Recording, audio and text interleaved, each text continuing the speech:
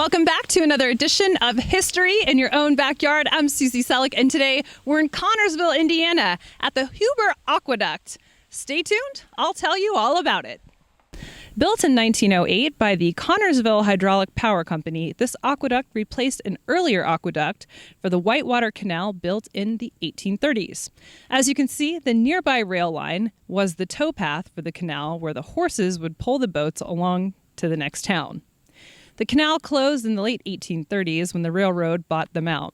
This aqueduct was in use up until about 1937 by the power company.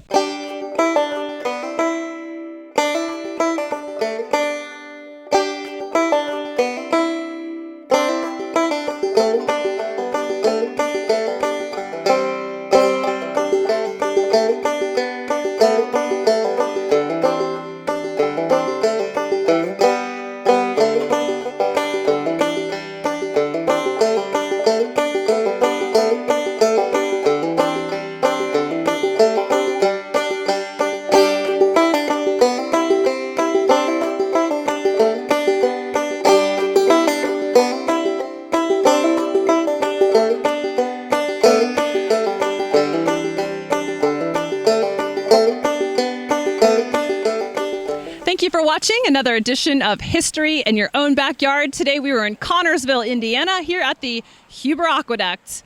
Hope you enjoyed today's show. Remember, travel slowly and stop often. Bye for now.